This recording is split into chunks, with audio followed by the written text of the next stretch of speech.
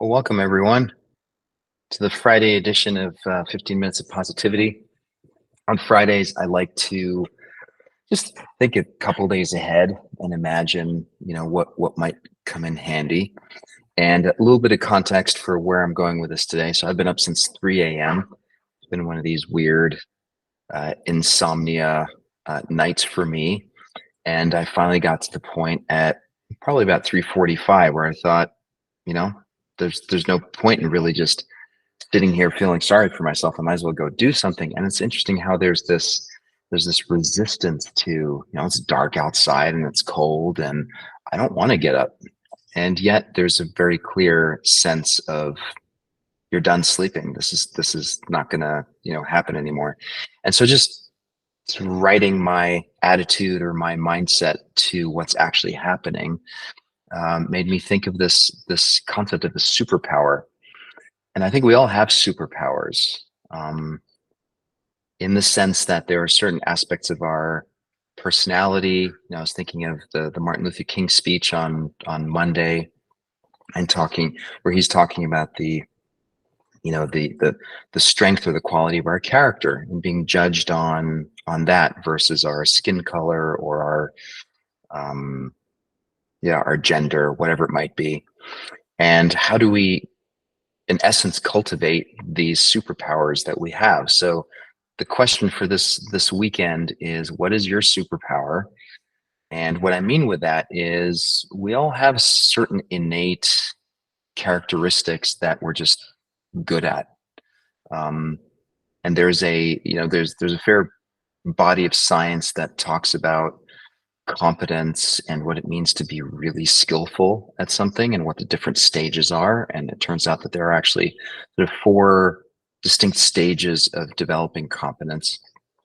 The first stage is something that we're all familiar with, and this is this sense of unconscious incompetence. So this is the brash, loud, um, amateur that feels compelled to speak up or be really loud. And really what's going on there is a discomfort with the fact that I feel like I'm way in the deep end. I don't really know what I'm doing.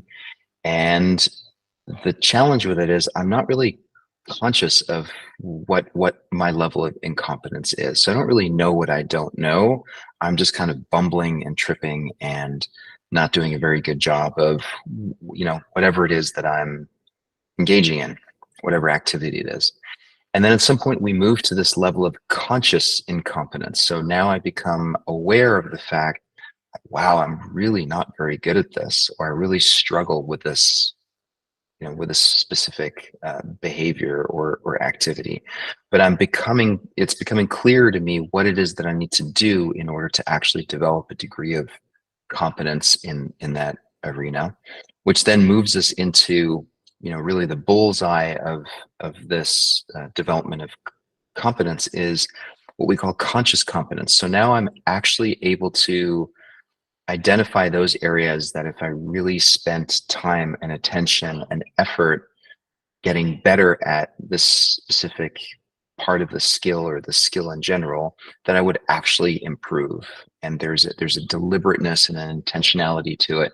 And so this is where I develop conscious competence. I can actually explain to someone else why what I'm doing is working, or why what I just didn't work out so well, because I'm conscious of what it takes to actually perform that skill well.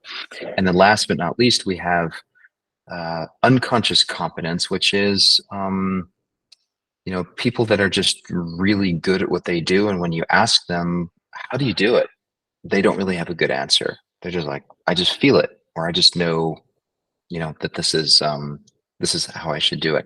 So someone like Steph Curry, just full disclosure, I'm not a huge professional sports fan, but I have been incredibly entertained and impressed by this guy, and understand a little bit about how much work he has gone into him cultivating this skill that he has on the basketball court. And there's probably a lot of conscious competence and a fair amount of unconscious competence present in him. Or if we were to ask him, how exactly do you do what you do? he wouldn't be able to answer it completely, but he could probably give us a pretty good sense of here's what it took for me to get here. Which brings us back to this idea that we meet about every day, Monday through Friday, which is when it comes to being really competent at being well, what is it that I could do or maybe need to do? What are the specific things that I may want to focus on consciously and intentionally in order to get better at being skillful at wellness, whatever that means to each of us. So I thought we'd spend some time today, maybe planting this question in the middle of our weekend as we head off. So let's start by closing our eyes, and as always, dropping into the present moment. So just noticing your body, sitting in a chair, sitting in the car, wherever you may be in this moment. And just keeping in mind that we just have a few minutes to do this. So whatever has been preoccupying you this morning, or whatever is holding on to your consciousness in terms of anticipation about what's happening in the rest of the day, just know that's all there. Let's see if just for a few minutes we can just set that aside, just focus right now on this question of what is it that I need to do in order to be consistently and sustainably well? What do I need to get better at?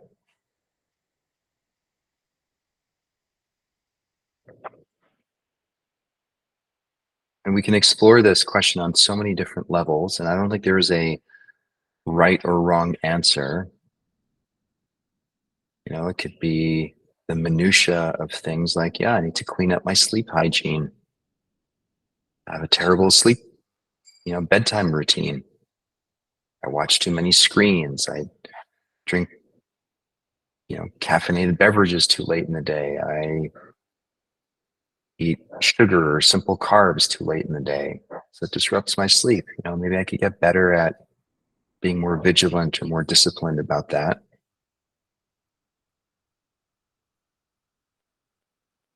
Or exercise. Our bodies are designed to move. Our bodies like moving, especially outdoors. So is that an area that I could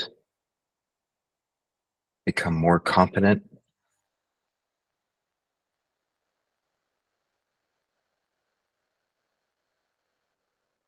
or one that's especially present for me these days is cleaning up my physical environment, reducing clutter, and noticing the impact that it has on my emotions and my general state of calm. A cluttered space is usually a reflection of a cluttered mind for me. So what would it take to become more skillful at decluttering?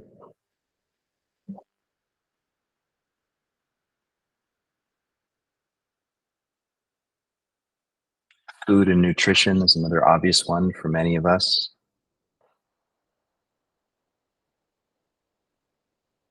What are we putting into our bodies?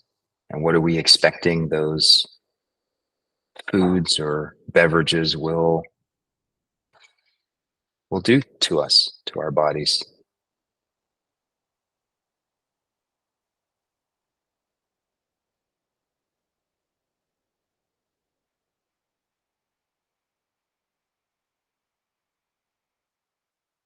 Or what does it mean to be skillful and competent at having healthy relationships in a healthy community? How much time do I want to spend alone,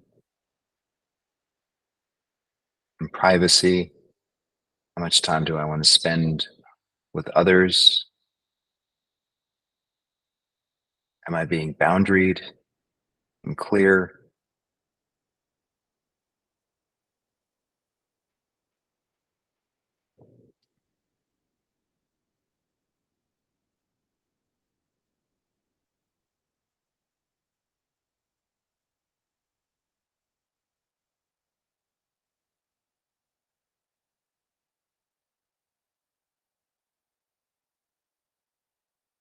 And maybe just leaning into this open question of if there are two, maybe three things that I could change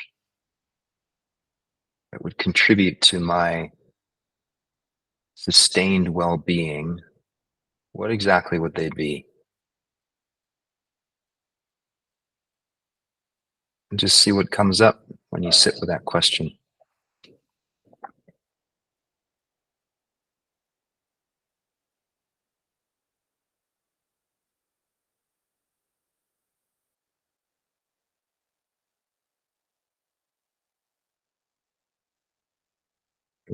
What are two or three things or behaviors that if you could change them,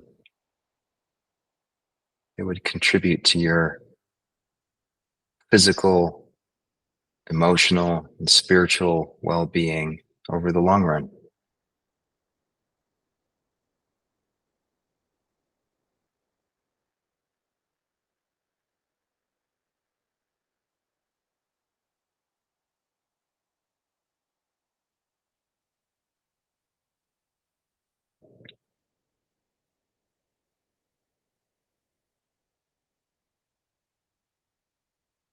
And in my experience, the key is not to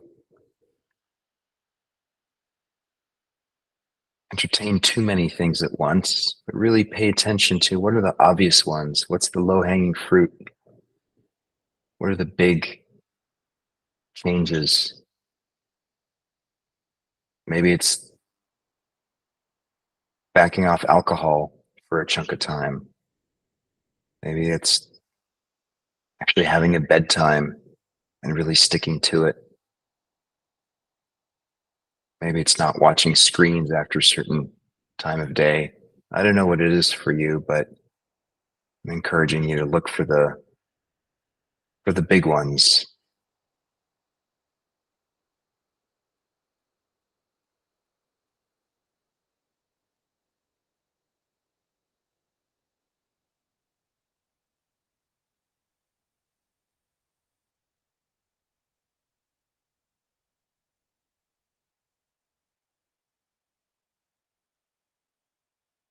And maybe imagine yourself in a month or two or three having stuck with cultivating those particular skills. How different might your life feel? How different might it be on a day-to-day basis?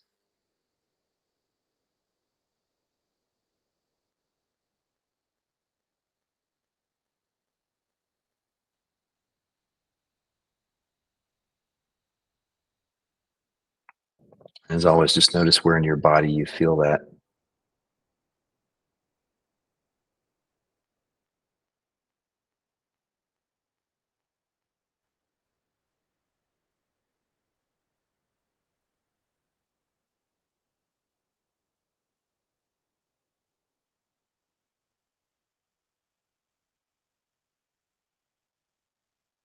And go ahead and take a deep breath in. Exhale all the way.